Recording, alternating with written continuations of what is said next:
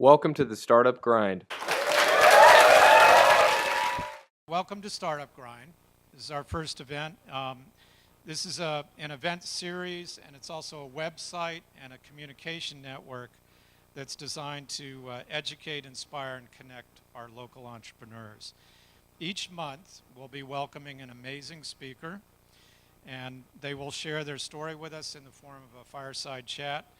These will be videotaped, uploaded, and they're going to tell us what worked for them, what didn't work, and what they might do differently next time. So it's an informal format, and we'll have about 30 minutes of directed questions where I conduct a fireside chat with the speaker, and then afterwards it's Q&A. We'll open it up to the audience, and we'd love to get a lot of energetic questions from you guys. So tonight, our first speaker is Doug Pierce from Clinical Inc. Doug has more than 20 years of experience in digital forms technology, mobile data capture, healthcare workflow solutions, and web portal design. Doug co-founded Clinical Inc. in 2007 to revolutionize clinical trials by eliminating the complexities and costs associated with paper-based data capture processes. In his role as president, Doug leads the strategic development and evolution of the SureSource platform to constantly meet ever-changing customer needs. Please give me a big welcome and a big hand for Doug Pierce.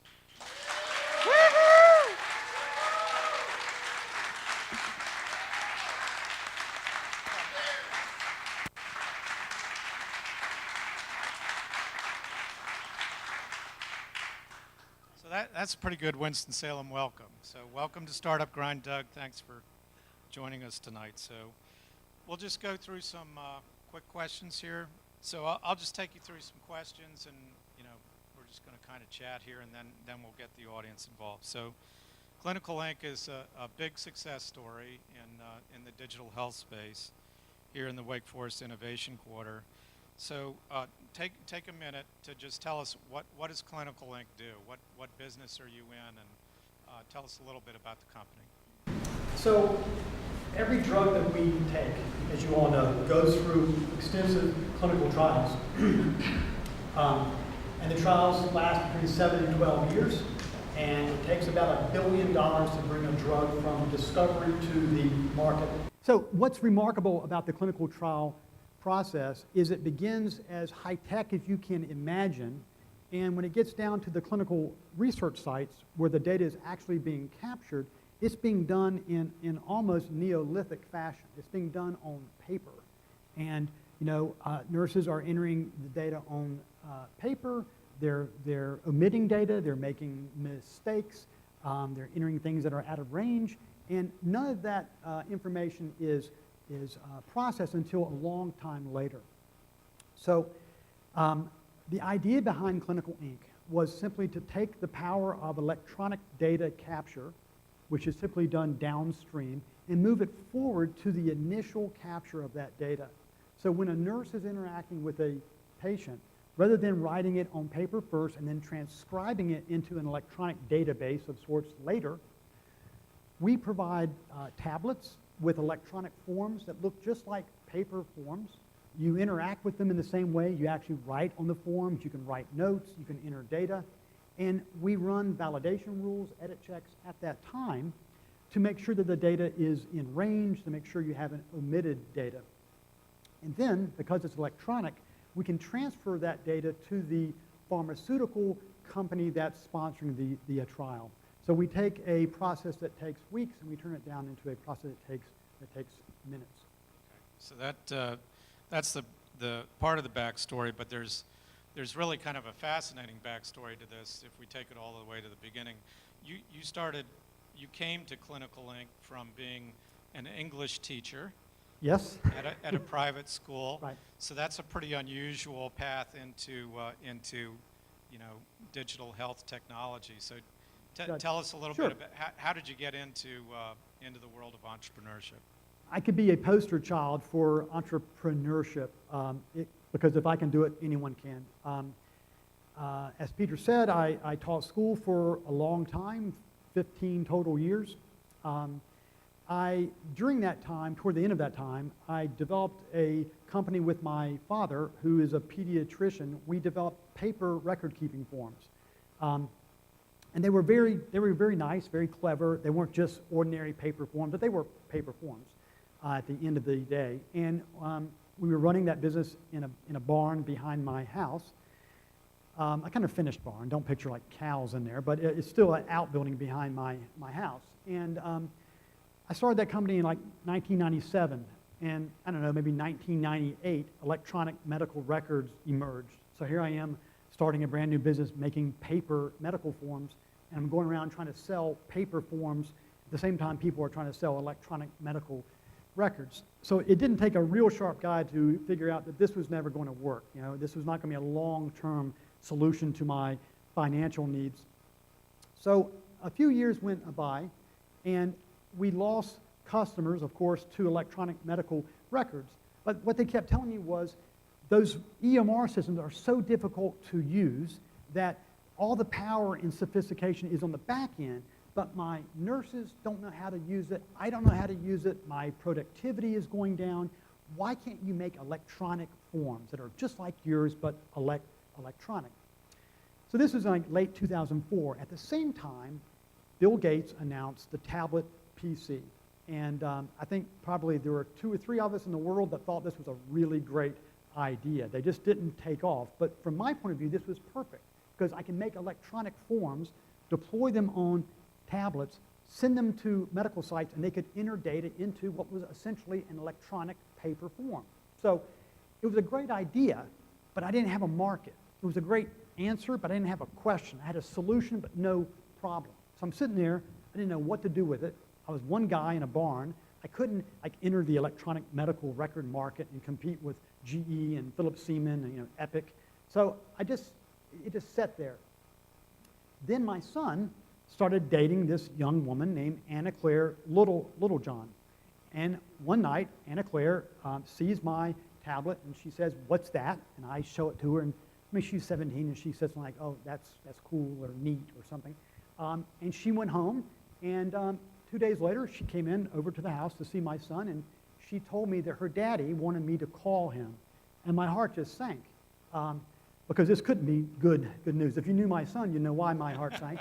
And, like every father, I feared the day when I would have to call the father of my son's girlfriend. So I call Dr. Littlejohn.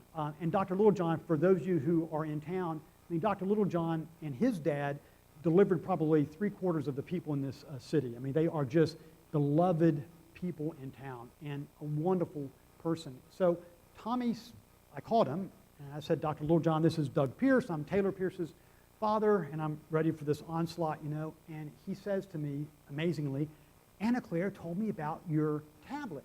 We need to talk." And I was so overjoyed that it wasn't about my son. I said, "Absolutely, when?" So I rush over, and what he did was he presented to me the problem that I had this solution for. Tommy was the chief medical officer of an outstanding network of research sites based here in Winston called Piedmont Medical Research Group. They have 12 sites scattered around Tennessee and North and South Carolina. And Tommy had been doing research for 23 years. And there is not a better network of research sites in the world. I mean, they are state-of-the-art. And at the same time, in 2007, mired in paper. So when I went and looked, everything's being done on paper. And then the paper, because this is a heavily regulated space, the paper has to be kept for a minimum of 14 years. So boxes and boxes and boxes of paper is being stored. And meanwhile, the FedEx guy comes strolling in his shorts with a tablet, barcodes, scans stuff, slams his tablet in a dock. The data is instantly read and sent up to the FedEx hub. And I'm thinking, this is insane. The FedEx guy has got better data capture, data processing technology than a medical research site. So Tommy and I set out to take the idea that Tommy had. Tommy had been thinking about this across town since early 2004. And we talked about it. We shook hands and we said, let's start a company and see if we can't solve the kind of inefficiencies that ripple out from simply capturing data on paper first. As soon as you make that first step and you write it down on paper, inefficiencies just ripple out from it, because this is an FDA-controlled space. The first place you record data is called the source data, the source, and it has to be kept for 14 years. If I write it on the back of a magazine, guess what? That magazine goes in the chart for 14 plus years. It's the source of the data flow. So if you don't get the source right, nothing else works. So back to this, how you form your team a little bit. The lesson here is this family serendipity. Make sure your kids know what you're doing. Absolutely. Because you never know. It might lead you to a co-founder, right? Absolutely. So that's a great story about how you met Tommy. Who else is on the team? Did you find along the way you needed to add anybody else from a co-founder standpoint? So Tommy was a fantastic principal investigator. He was a fantastic chief medical officer. I had started a very small business that was behind my house. We had the skills to start something from scratch, and we had the personalities to do that. And to be frank, our original idea was we create this app, we make it really good, we get it to version 1.0, we show that it works, and someone's going to buy it. So we're never going to have to really build out a business and run it. And this was in late 2006, early 2007. So the idea was build version 1.0 and sell it. And then 2008 hit. Some of you in the room remember what happened in 2008. Suddenly, no one was buying anything. And Tom and I looked at each other and we said, wow, we're going to have to run a business. We're going to have to grow a business and compete in a very competitive market. And guess what? You and I don't know how to do that very well. And it is one of the most important decisions that Tommy and I ever made. And it's a decision that I think entrepreneurs, founders struggle to make. And it wasn't easy for us to make. We had to have a very frank, heart-to-heart conversation about where our strengths were and where our strengths weren't. And we had to admit to ourselves we lacked those basic skills to run a company and make it really big. So we decided we need to bring on someone with the business experience, business skills, business personality that neither of us had. And we believed that we would do better if we brought that person on as an equal partner to ourselves rather than just hiring someone. We needed someone who would give us their heart and soul and their blood and their sweat. And people don't do that typically for just money. So we were looking for someone who would be just as enthusiastic, just as passionate about Clinical Inc. as Tommy and I were. So you set it up as 3 equal partners. Absolutely. Okay. So how did you go through kind of your first steps of customer validation? We know when you're starting a business, some of the most important steps are to get out of the building, get in front of the customer, and start getting feedback on how you've designed your product, and a lot of times there's pivots involved. So tell us how you got this in front of customers. So let me be clear about one thing first. We've had a lot of really great luck, and we've had some terrible luck. But I was fortunate to have the good luck to have been where I was, stumbled upon tablets at the time. I was working with forms. I was working with electronic forms. My son started dating the right girl. I mean, all these things, right? So there was a lot of luck here. So part of the luck was the market that we were trying to enter in was the market that Dr. Littlejohn knew very, very well. So we were able to work with his 11 sites and talk about what the pain points were in their daily work. What slows them down? What do they hate? We ran every version of our software by that user group. So I was pretty fortunate. But even so, we had some major pivots along the way. So the first thing that we did was Tommy and I self-funded a proof of concept build. So We did that because we knew we would never be able to raise money unless we could show something that actually worked. So we built that, and the next thing we knew we needed to be able to tell potential investors was that customers had seen the proof of concept and liked it. So we were able to take our a tablet with a proof of concept version of the software running on it, and we took it to 3 different pharmaceutical execs, fairly high up. And again, we did that because Tommy knew them, and Tommy knew them well enough to say, hey, look, would you give us 30 minutes and let us show you this thing? We showed it to 3. 2 of the 3 said, that's the Holy Grail. If you built that, that's the Holy Grail. So, you know, Tom and I were really excited about that. We forgot to think about those Holy Grail movies and what happens to the people who pursue the Grail. But at the time, we thought, this is awesome, you know. Later, we remembered the snakes and the crushing balls and all that stuff. But we had a real good sense that if we could build it the way we thought, people would definitely use it. Gotcha. So how did you scale from there? I mean, getting in front of 3, so these were major pharmaceutical companies, and you got some early validation. How did you get through the challenges of kind of scaling it from there into you know, a broader customer base? Well, so this is, you know, at this point we have a proof of concept, which is really just kind of it's just fake, you know. It works on you know, level 1. If you go beyond it, it doesn't work. So we had to actually build it, and before we could build it, we need to raise money. And you built it in-house, or did you? No. Again, our original plan was not to build a business, but to build an application and sell it. So we said the smart thing for us to do is outsource the construction of the app. You know, find some software developers, of which there are many, and have them build it. Just straight up pay them for it, and then when they finish their work, it would be ours, and we would shop it around and we would sell it. So there's a pivot coming here in a minute, but right now the challenge for us, if you don't mind me just, right now what the challenge was, we had validation that the idea was solid. We knew for a fact the problem was really big, and by big I mean expensive. So the a problem that our product targets is a $10 billion cost every year. And that's our addressable market, not the entire pharmaceutical, you know, R&D spend, but just our piece of it. And getting down to the addressable market is really key, because everyone starts out with the entire market.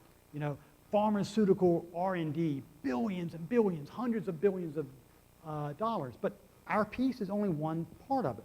So we had to think through and say, okay, what really is the market that our application can help? And it's a fraction of the total one. So once we saw that, we knew we needed to raise money. So we didn't go any further besides funding a prototype before we started building money. And you did that with your own resources. Correct. You bootstrapped up to your first product. Yes, and because we knew that we would never be able to convince people to test the idea. We needed to take responsibility to test it, and so we could look someone in the eye and say, this will work. You know, I know it will work because I've talked to these folks. So armed with that, we were able to start that first round of raising money. So I think this is going to be kind of a shock and very different from what a lot of startups imagine. Your first round of funding, you got 1.5 million. Correct. On a pre-revenue valuation of 3.5 million. So that, I mean, that's a major success. And you told me when we were talking earlier that it was easy. It was relatively easy. So, I don't want to say like it took me like an hour. Right. It was a difficult process, meaning a lot of work went into preparing to start meeting investors. You know, a lot of work. We had to think through everything, and you've got to understand your business inside and out. But what I discovered was Winston-Salem is full of investors who want to invest in businesses that make sense. If your idea is really good and you've done your work and the problem that you're solving is a big, expensive one, there's money in this city. Okay, There's so a lot let me of it. just do a little reality check. Yeah. Are you all excited about that statement? I know I am. So, but the key there is you have to be solving, a major problem that has, a fairly sizable market associated with it, obviously, and there's a lot of hard work, preparing for that first presentation to the, first round of investors. So. Right. I had a young man come to me one day, and he wanted to talk to me about an idea he had for a new business, a new product. And the product was a electronic business card that you could animate with graphics, and it would have all this stuff in it. But it was basically this really high-tech business card. And he thought of that because he was enamored with iPhone apps, and he thought it was really cool. And it was really cool. But I asked him, well, what problem are you trying to solve this? And, all of us who go into meetings, the first thing you do is you throw down your business card that costs a couple of cents, and you take each other's cards and you put them in your pocket. There isn't a problem. No one is walking around thinking, if I had a business card app, then I could show it to you and then email it to you or something. So that was a really cool idea, but there's no pain that you're solving. There's no problem that you're solving. So that person would have a difficult time raising money. Okay. So tell us a little bit more about, that what were the preparations for that first round, and what. Yep. You had to put a pitch together, right? So any key advice there on getting ready for that first presentation to investors? Yes.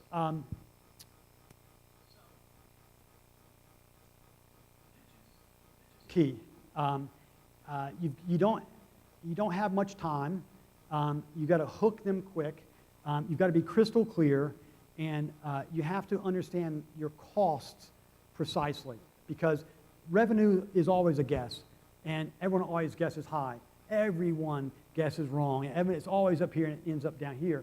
But there's no excuse not to know your costs, except you just didn't do the work. So we spend a lot of time thinking about costs. What are things going to cost us?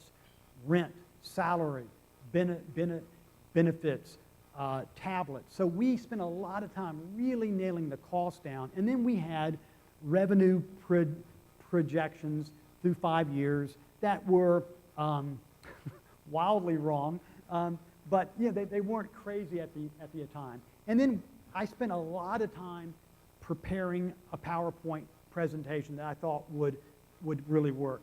And I spent a lot of time looking at presentations that I really liked. I spent a lot of time looking at Steve Jobs and the way he does this, and slim slides, dark slides, minimalistic slides, because I was trying to sell these folks. So I couldn't give a PowerPoint with 10-point font and 150 words on the page. So pitching is acting. Pitching is presenting. Pitching is not a business meeting. You're presenting, and that's how I would recommend that you go into it. You prepare, just like an actor prepares. Right. So a lot of preparation, a lot of practice, and there's lots of opportunities to do that in the community. So there's lots of pitch scrubs. There's lots of opportunities to kind of hone your idea and get in front of lots of audiences. So then you went on. You raised. You had a Series A round. How long after the initial round? Was it like 2 or 3 years? We had an A1, and then we actually did a debt round. We borrowed money right before the 2008 collapse. So then we had a $1 million bank loan, and at the time that seemed to make a lot of sense. It proved to be a very difficult thing because the loan came due long before we had revenue to pay the loan back. We found it difficult to raise further money with a $1 million loan hanging over our heads. So we had to pay it back by making a new deal with the investors we had who were willing to guarantee the loan. And that was a necessary but expensive deal. Gotcha. So then you had a 4.3 million Series B raise with Fca Ventures in 2013. So tell us about that. I mean, So prior to that, all the money had come from individuals here in a town. And some of them I had known, some of them Tommy had known, but the most important person in our raising money was the attorney that we had. And one of the early bits of advice that I was given that I did not understand was someone said to me, you need a business attorney. Like in Breaking Bad, a criminal attorney. I didn't know what a business attorney even did, but a local attorney named Jim Wall was recommended, and Jim was absolutely instrumental in us making it. He let us use his conference room for all of our pitches. I pitched to him first. He helped me tweak it, and he introduced me to clients of his who may or may not be interested in investing. So what I found was in Winston, investors tend to run in the same, groups. They know, a lot of them know each other. And if you can get one investor on board, he or she probably knows 3, 4, 5, 6 more people that they're going to share that with. They're going to say, hey, look, I'm involved in this new startup. Now, the Fca Venture Round was very different because Fca Ventures, as you would guess, is a VC firm outside of Nashville. And that was a different sort of round, and they proved to be great. They brought a level of experience and expertise to us and to our board that we didn't have, and they were, all the VC horror stories I had heard were proved to be untrue. They were and are tremendously supportive of Clinical Inc., as have our original investors. We're just very fortunate to have very committed, very patient investors who are still with us from 2007. So those are really good lessons, right? In terms of really thinking hard about your attorney relationship and the connections and are they really in this space, and do they have the investor connections that you're going to need to succeed? And then being thoughtful about where you go for your venture capital raises, and are those people going to be engaged partners in your business, offer great advice, and also open up their Rolodexes and help you get connected to future opportunities? Correct. Right. So this year, it kind of keeps on going for you. This year you had a big announcement with a merger. Yes. So this year we completed a transaction with that was led by the lead investor was another VC group called MPM Capital, which is a Boston-based group. They were joined by another UK fund. Fca Ventures reinvested, as did a number of our original investors, and Novartis Pharmaceuticals invested as well. And part of the deal was we merged with a very early pre-revenue group called Centros Health that has a phone-based app that's focused on the patient engagement drug compliance market, which is a very new, very exciting marketplace. So part of the deal was MPM and Novartis believed that Centros Health would probably have a better chance of thriving as part of Clinical Inc. than they would on their own. So that was part of the deal, and it was a great deal for us. But it was one of those deals that just kept growing. It started out smaller than it was. And one of the things that you will find, if your idea is good and your business is doing well, people want to invest. But you have to be careful you don't let them invest more than you really need. because, of course, with investment comes ownership. So there's this balance between getting the money that you need, but also preserving the ownership for your current investors and yourself. So there's always this balance. And if you're doing well, people want to give you more money than you want. So that was the balance. So you have to be careful about, kind of Absolutely. controlling that level of interest and making sure that it fits your own internal plans. Yep. So that's really an interesting story, though, with Centros Health, because they were kind of backed by Novartis, right? So and Novartis was interested in getting, so it was a very similar space. Novartis wanted to get into it, but they realized that you had already kind of pioneered and already gone before them, and they were interested in merging with you because essentially they could save a lot of time and a lot of money by basically joining somebody that's already where they wanted to go. Right. Our first application, which is called SureSource, is focused on gathering data at research sites. So we send tablets to the sites. Nurses fill in the data. The data is transferred from the site downstream. But what pharma is seeing now with the tremendous explosion of wearable technology, that increasingly people are willingly wearing devices that capture their personal data, and they're willing to share that data. So in a traditional study, we may take your blood pressure every three months. But if you're wearing an Apple Watch, I can take your blood pressure every minute, every day, 4 times a day. So suddenly, pharma is saying, we can get access to biometric data all the time. And I mean, imagine how much more data that they're going to get. One of the challenges in pharmaceutical research is simply getting people to take their drugs at the right time, and then getting them to be honest about not doing it. So one of the purposes of the Centros Health app is it reminds you to take your pill, and it asks you to confirm that you took your pill.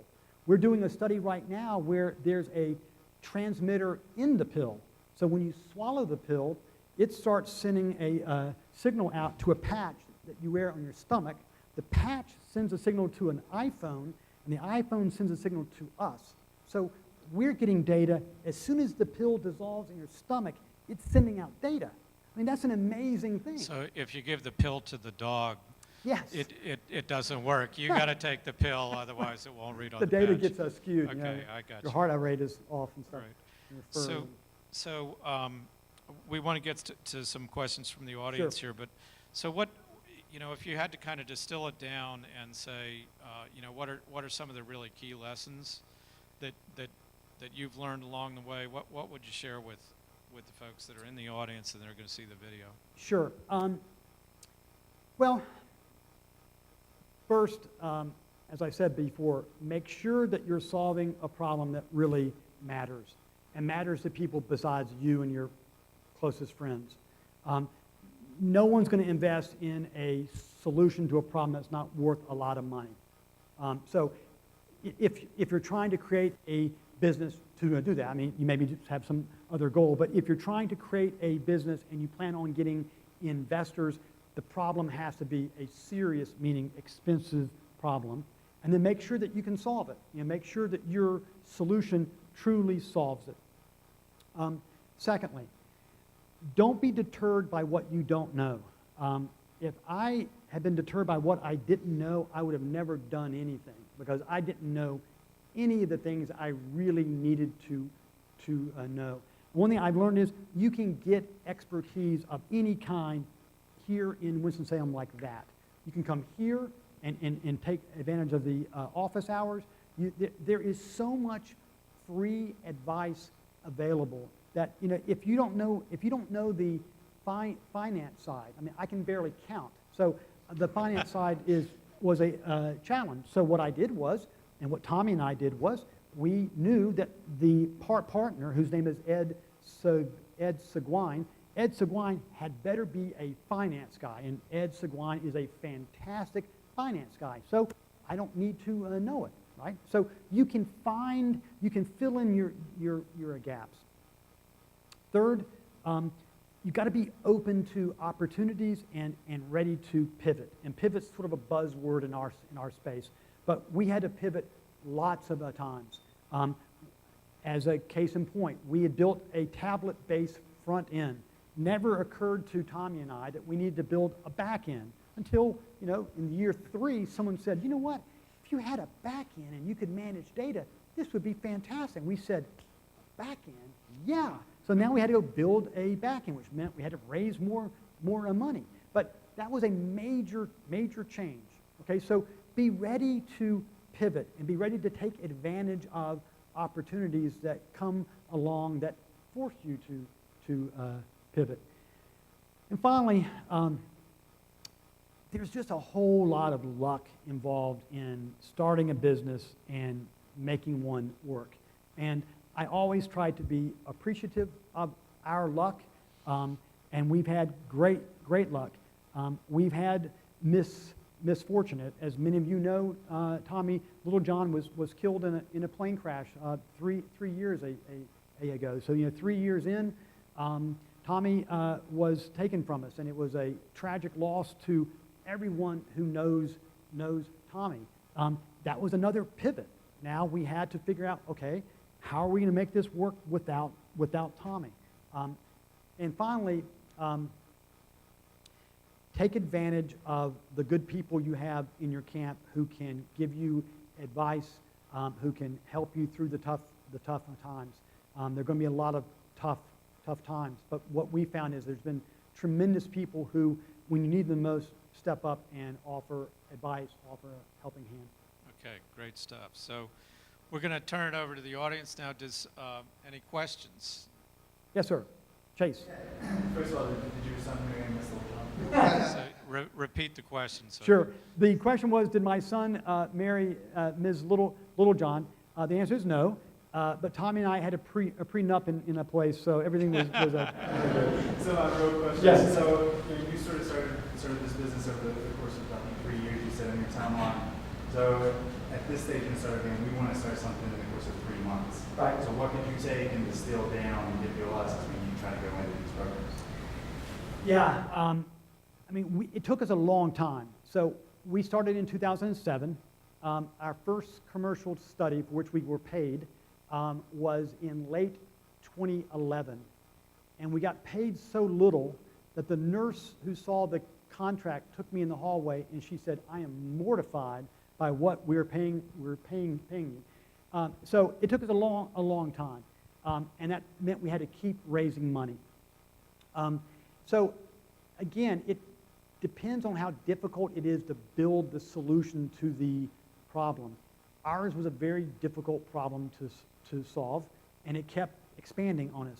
Every time we thought we had it solved or figured out, it would grow, and we would have to raise more money and build more things. So you've got to keep it focused. And the world kept changing, right? Absolutely. The EMR came into play in medical health as you were implementing this. So Right.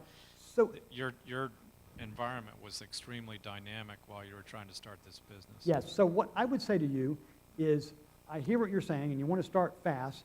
You should try to start fast and try to move fast, and you should plan on not turning out. And you need to have resources and the willingness and the expectation that it's not going to be a hit in three months. The worst thing you can do, I think, is think about these amazing stories we see about the guys who just knock it out of the park. That they come up with some app and they make just a boatload of money. And in my experience, that's very rare. And if that's what you think entrepreneurship is all about, you're either going to be one of those guys, or you're going to awake to find out that, wow, this is not what it appeared to be. The word entrepreneur comes from the old French, and it means someone who undertakes a enterprise. Enterprise and entrepreneur come from the same road. word. That's a great thing to keep in mind. It's an undertaking.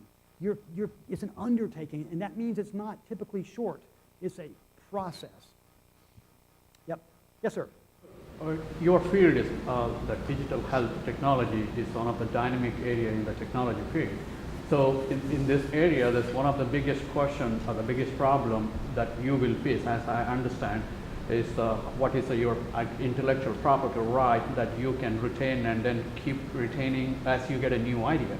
So how did, as I understand, the investor is also looking at whether your idea is already protected. Yep. So how did you deal with your problem? Yep. So the question, I think, and tell me if I don't get it right, but both in our case, in Clinical Inc.'s case, and in all of our cases, if your business is going to be an IT one, it's going to be dealing with technology. How important is intellectual property? How do you go about securing that? So in 2007, when we first started, a company called DataSci sued one of the biggest players in our space, Phase Forward, and they sued them for $8 million for infringing on a hitherto unknown patent that DataSci, who is well, they're wonderful people, but they owned a patent. Well, we read their patent, and we understood that Clinical Inc., hadn't raised any money yet, would violate the heck out of their patent. So we knew a guy like you would have asked us when we were raising money, what about your IP? And I would have said, what does IP mean? It would have been this awful thing. So we went up to DataSci, Jim Wall and I, before we had built anything, before we had made any money, and we said to them, we have a business idea that we think is great, and it's going to infringe the hell out of your patent. So what can we do? And we were the first people ever to come to them before, infringing and saying, can we work out some sort of deal? Turns out that they were totally willing to allow us to carve out a field of use that was remarkable in exchange, since we had no money, in exchange for a ever-growing percentage of our revenue, which was fair because if we failed, we weren't out any money, and if we did well, they would get an increasing amount of that cash. So that allowed us to come back and answer the very good question. Our intellectual property is protected, in our case, by a license. So you're absolutely right. You don't want to invent something that, in fact, infringes on a previous patent. Fortunately, you can search patents yourself. It takes time. You don't need an intellectual property attorney to do the initial work. You definitely need an IP attorney to help file for the patent and work through that. And we did that. We used Kilpatrick, and they did a super job for us. Yes, sir. Can you speak to how you divide your time between raising capital and product development? Yep. Raising money is a incredibly time-consuming thing. And if you don't raise enough money at a single time, before you know it, you're right back to raising more. So Ed and I struggled with this a great deal the first years. He and I both, and more recently, he has spent just an amazing amount of time raising money. So I don't have an answer except I would always try to raise more money than you think you're going to need, because you're going to need more than you get. So we should have raised more money out of the gate. But it's one of those balances that we struggled with. Yes, sir. Knowing what you know about how much effort it took to raise money, would you do it yourself again primarily, or would you hire somebody points raised instead? Great question. If I had to do it all over, I'd do it the same way, because I didn't have any money at the time. So we had spent all we could spend on the prototype, so I was like all in. So but what I did was I availed myself of free help. I asked people questions all the time. I had a former student of mine, Josh Schwartz, who was a Wake Forest MBA student, and I said, Josh, I don't know how to write a business plan. These investors are going to be asking me for a plan. Can you help me? Josh, absolutely, because he was taking a business plan class. So Josh helped me write my first business plan. And Josh, just to name one person, was also a lot of help in just how to raise money. So I did everything, Ed and I did everything, and Tommy, of course, everything that we knew how to do ourselves, and then we tried to get as much free help as we could from our friends until our friends began like running from us when they saw us coming. So I wouldn't. Now, the exception would be if you've got zero time to raise money and you've got zero ideas of where to start. And I was fortunate, I kind of fell into a couple people that I could ask this to, and they led to 2 or 3 more, and then it just kept on growing. So in that case, maybe hiring someone to help would allow you to focus on the business at hand. Yes, sir. Your business seems to be very tech-heavy, and you say you outsourced your initial development outside. How did that change as your company evolved to where you brought more and more of those tech resources in-house in your tech infrastructure? Yeah, great question. Outsourcing it made a lot of sense when we thought we were going to just sell it. When we discovered that we weren't going to sell it, we knew that we had to bring that expertise in-house because literally they would give us a disk with the source code on it, and I mean it could have been a Disney film. I didn't even bother to open it. It was Greek to me, right? So we needed our own team. So Ed knew some folks that he used to working with. We brought two guys in early on, and we've built a team around them now. We have about 14 developers now.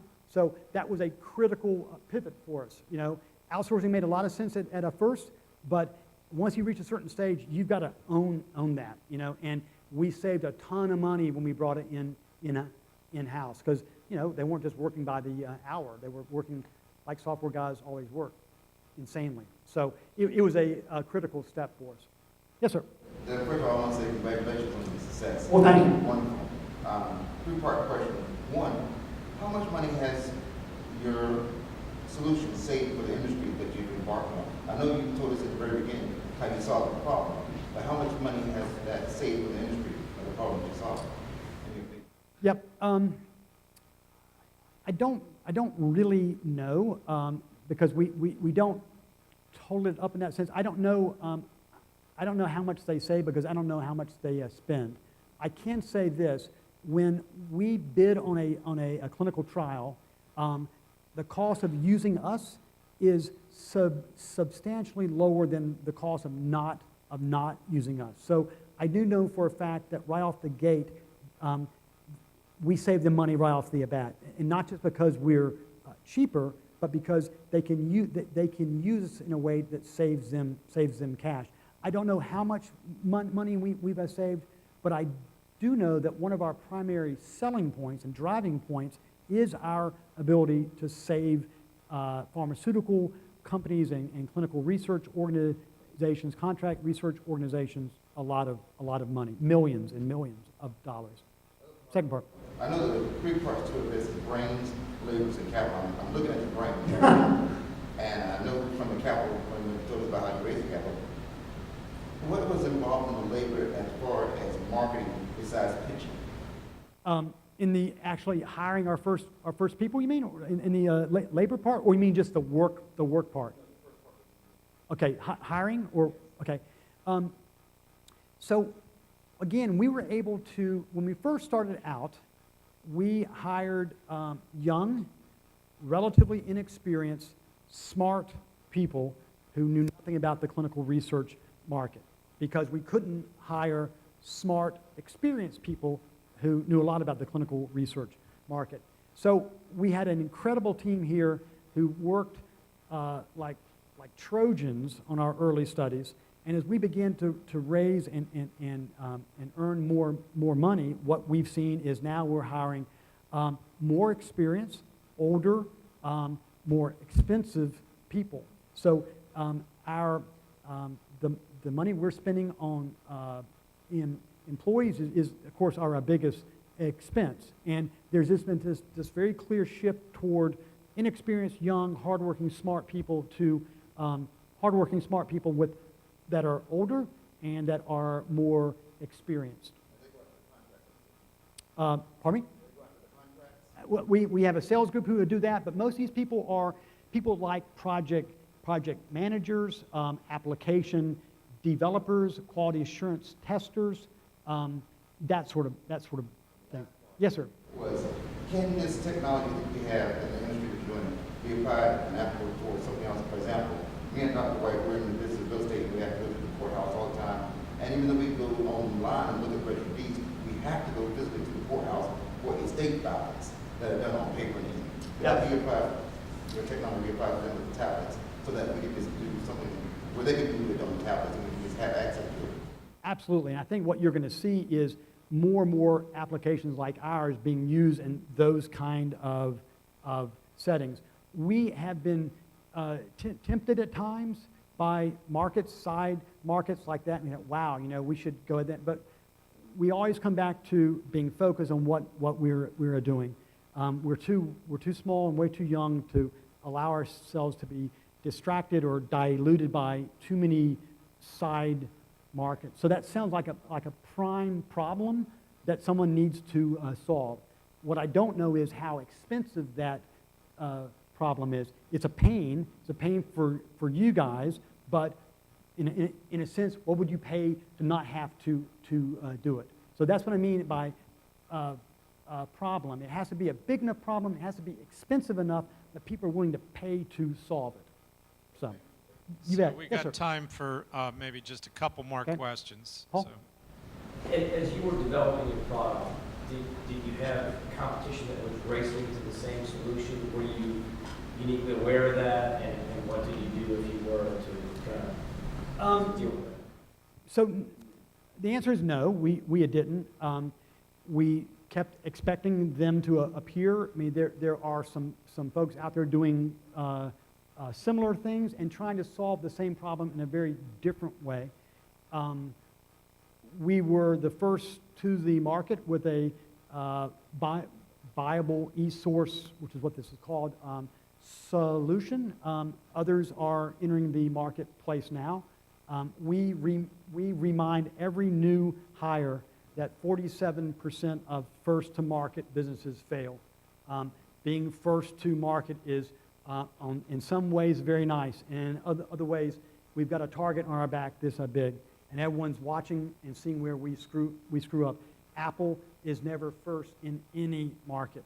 They just wait and let everyone else screw up, and they come in and they just take over. So we were first. We appreciate the leg up that it gave us, and we also use it to fuel ourselves and our employees that if we're not careful, we'll get crushed by the next guy. I'm just glad Apple doesn't have an eye on our market. Okay, got one over here. One more? Yes, sir. If you were starting Clinical Link today compared to 2007, what things would you do differently just with the change in times? Well, the tablet market has changed a great deal. When we started, the only tablet available was a tablet PC running Vista, and they were like this big. So the new market of tablets means you have a larger platform choice. So one of the things I would consider doing is deploying on the Android platform from the very start. That would certainly give us options to a wider range of products. With that said, the Microsoft platform has been very, very good. I would have raised a little bit more money the first round. I would have done a better job keeping in touch with our original investors. The question about raising money and doing everything else, a lot of important things like just keeping in touch with the folks who invested from the start tends to get pushed down the list. And it's one of those things that I would certainly try to do a better job at that. There are a couple of people that I probably wouldn't have hired. You kind of learn you hired the wrong person, and you have to deal with that, but very, very, very few. So. Okay. Let's give, I think we're all set. Let's give Doug a big hand. Thank you. Thank you. Thank you. Thank you.